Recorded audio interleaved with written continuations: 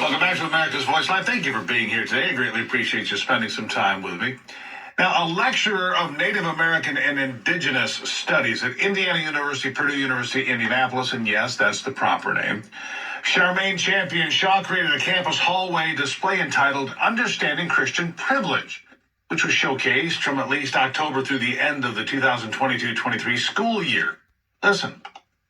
A professor in Indianapolis attacking the Christian faith with this bulletin board on understanding Christian privilege. The display tells students, quote, Christians receive inherent advantages.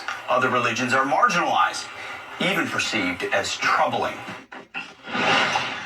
The poster also affirmed, quote, that is the heart of Christian privilege, benefits that apply to one group of people, Christians, that other groups don't receive. Here with the report is campus reform correspondent Jacob Stewart, who happens to also attend the college in question. Jacob, thank you for being here, first of all. Yep, thank you for having me. All right, so tell me of this Christian privilege this professor speaks of, because I must have missed it somewhere.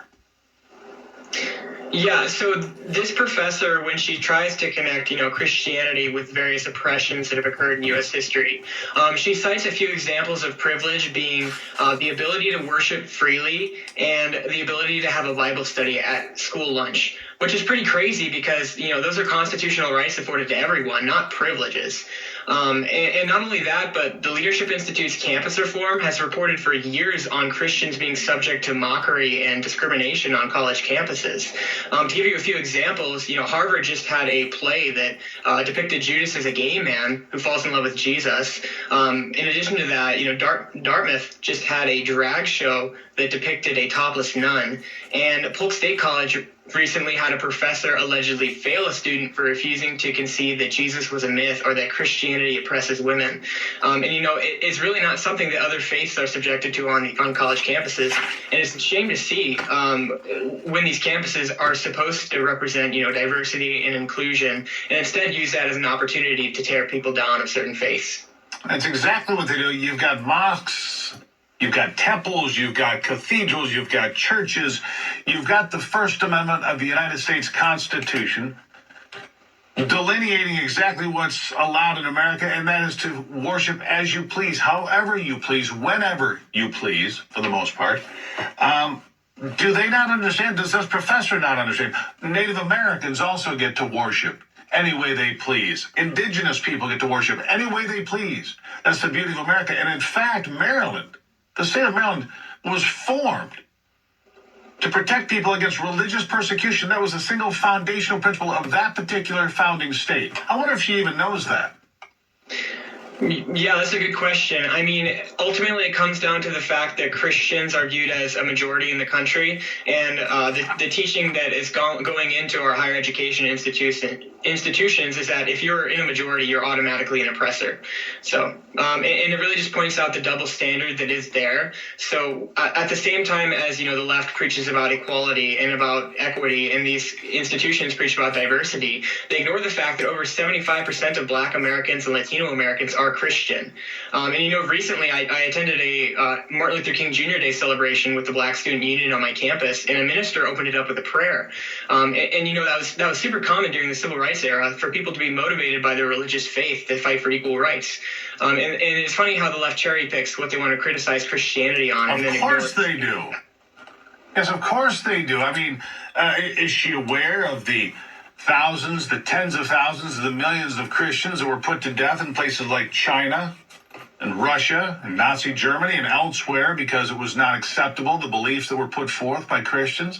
And you make some other great points. It was the Reverend Martin Luther King Jr. who led the civil rights movement in the 1960s here in the United States. It was the religious collections of churches, mosques, temples, everybody worked together, and again, under the First Amendment. I mean, how can you have a professor that is so blatantly obtuse to the facts of the matter of America? Yeah, the fact of the matter is that oftentimes DEI like this, so diversity, equity, and inclusion, can be used as a veil for personal disdain for certain beliefs. And that seems to be what happened here. Do you see this on campus a lot? I mean, you mentioned about, the diversity issues white people are oppressors. Anybody of color is now a victim, except that I saw an article just today that I think I should share with you, that it said that Muslims who are opposed to transgender ideology are working for white supremacists. I mean, that's how far they're willing to twist themselves, they being those on the left, into a narrative to accuse Tim Scott, the senator of South Carolina. He's basically a white supremacist because he's running for president. Muslims who oppose transgender ideology are basically white supremacists because they don't agree with the leftist ideology. I mean, this is the kind of stuff we hear and see in the headlines every single day anymore, isn't it? Right. I mean, it's blatant discrimination. I mean, just because someone doesn't fit into your category or your box of what you think, that ethnicity or that religion is supposed to do. And ultimately, it comes down to the fact that, if you see things like this on campus where Christianity is being mocked, the next day is going to be, Muslims as soon as Christianity is not a majority. Because it's whoever is the majority or who goes against the narrative of the left that is the oppressor in their mind. So it's unfortunate. It's the Christians. And of course, it's always Israel and the Jews who are being attacked by those on the left openly. It seems in this country as if it's open season on Christians and Jews at any given moment from the left point of view. I'll give you the last word, Jacob. Right. Yeah. So seeing things like this on campus is definitely not something new. If a Christian tried to put up a poster professing their beliefs, as the Christian pro-life organization on our campus has done, they get their posters taken down, within a few days. Whereas a poster like this was allowed to stay up for the entire year without any backlash. It's a lot needs to be changed. And I personally reached out to many different organizations on campus trying to get a response, and I received none, which was kind of expected at IUPUI, but hopefully something will change. Well, why would they respond to a white supremacist, Jacob? I mean, that's the mindset they have, right? Jacob, right. I appreciate it. Keep the faith, my friend, and thank you for being here. Yep, thank you so much. All right.